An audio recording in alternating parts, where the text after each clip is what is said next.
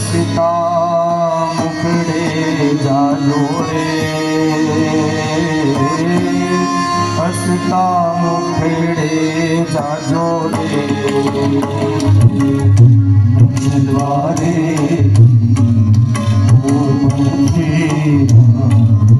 હસતા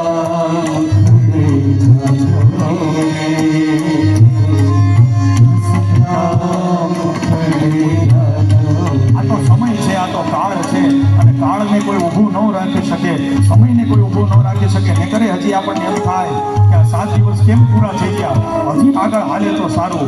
પણ આ તો પરમાત્મા સ્વરૂપી આ કાળ છે. અને ત્યારે આપણે આપણા શબ્દોને, આપણા પિતૃઓને પણ પ્રાર્થના કરીએ છીએ. અને આપણે પોતાના આત્મકલ્યાણ માટે પણ ભગવાનના ચરણોમાં પ્રાર્થના છે કે અમારા આંગણેથી આવેલો હરેક જીવાત્મા છે એ રાજી થઈને જાય. અને એવો ભાવ વિદાય ટાણી ઓ પંખીરા, વિદાય ટાણી ઓ પંખીરા, ગીત મધુરા ગાજો રે, ગીત મધુરા ગાજો રે, વિદાય ટાણી ઓ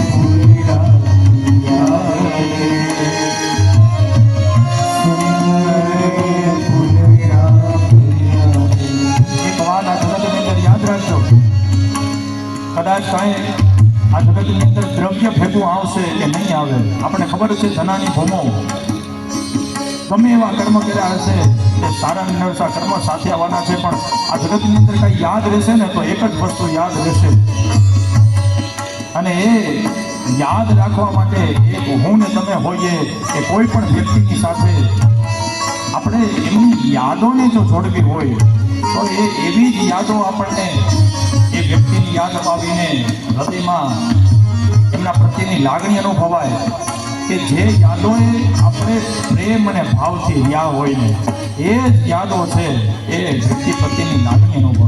એટલે આ જગતની અંદર એક જ વસ્તુ સત્ય છે, ભગવાન કૃષ્ણ જેવી રીતે બધાને પ્રેમ આપ્યો છે, ભગવાન કૃષ્ણે બધાને લાગણીથી રાખ્યા છે, આ લાગણીને પ્રેમ જ યાદ રહેશે.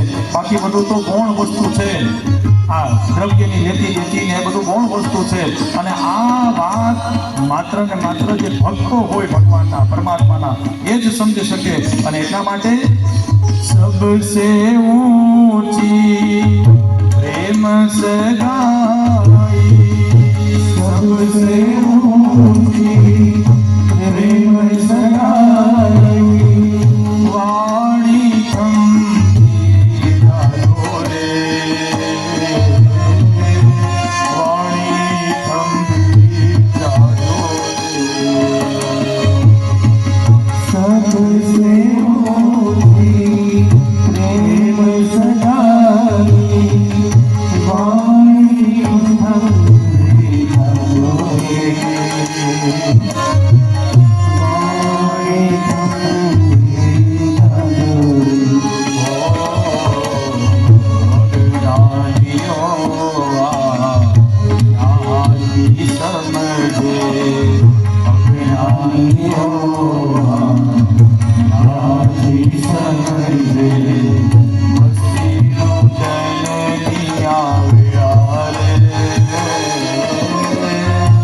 મસ્તીનો જનની આવ્યા રે. અજ્ઞાનીઓ યાદી સમજે, અજ્ઞાનીઓ યાદી સમજે, મસ્તીનો જનની